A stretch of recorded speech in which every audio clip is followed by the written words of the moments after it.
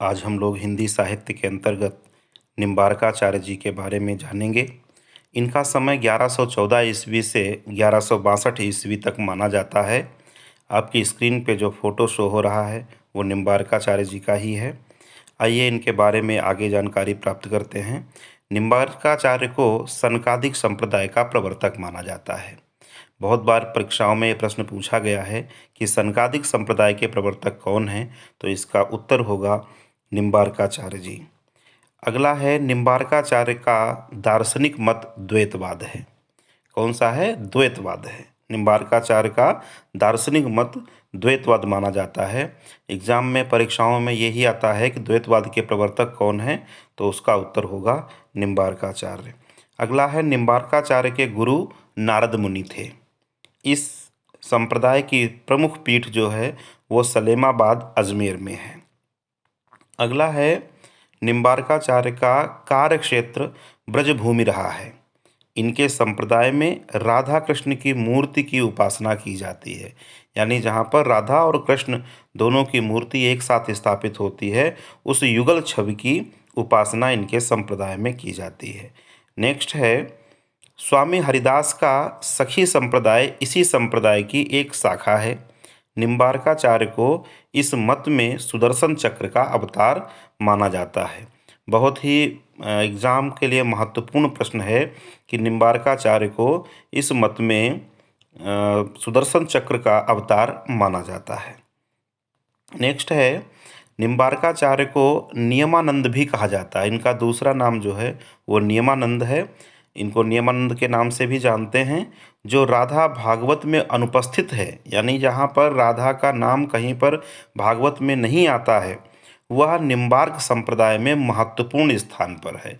अर्थात निम्बार्क संप्रदाय में राधा को महत्वपूर्ण स्थान प्राप्त हुआ है।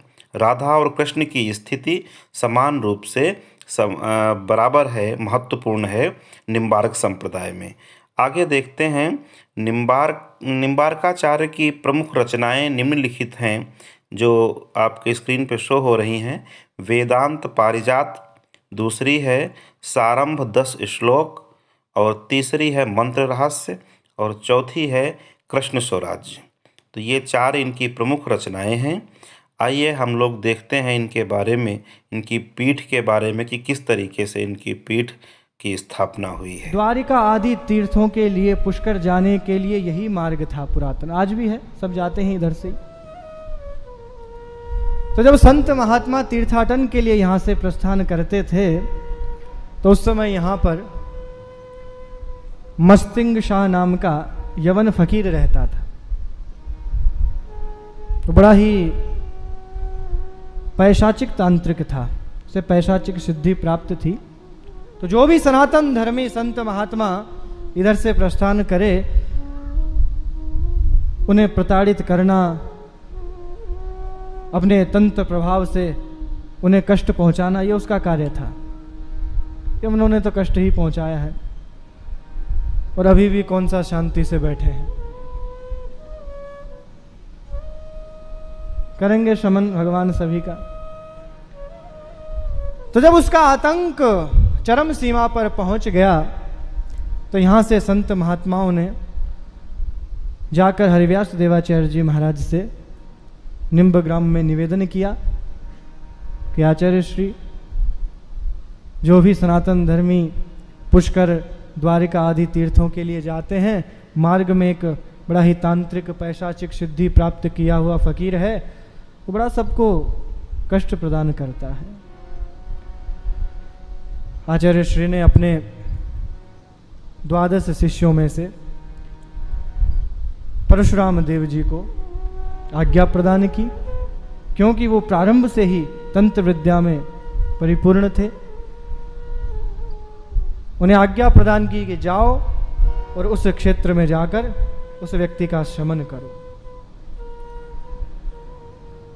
परशुराम देव जी पधारे और उस मस्तिंग शाह फकीर का अपने तपोबल से ऐसा शमन किया, उसका समाधान किया कि उसे यहाँ से स्थान छोड़ने पर विवश होना पड़ा, और ये स्थान आतंक मुक्त हुआ।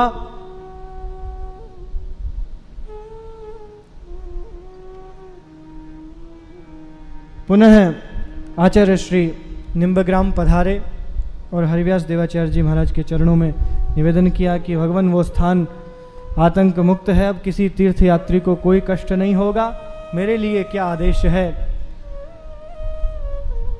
इस सफलता को देखकर हमारे हरिव्यास देवाचार्य जी महाराज ने सर्वेश्वर प्रभु की सेवा परशुराम देवाचार्य जी महाराज को प्रदान करके आज्ञा प्रदान की कि आज से जाइए और आचार्य पीठ की स्थापना वहीं पर कीजिए।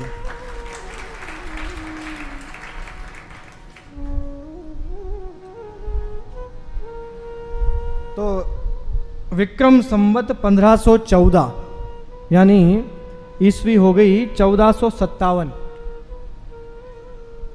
1457 में श्री परशुराम देवाचार्य जी महाराज ने आचार्य पीठ की स्थापना यहाँ पर इस निम्बार्क तीर्थ में की और 1607 विक्रम संवत 1664 ईस्वी 1607 तक आचार्य श्री पीठ पर विराजमान रहे। 150 वर्ष तक आचार्य श्री ने इस पीठ को सुशोभित किया। ये संपूर्ण प्रमाण राजस्थान के ऐतिहासिक ग्रंथों में प्राप्त होता है।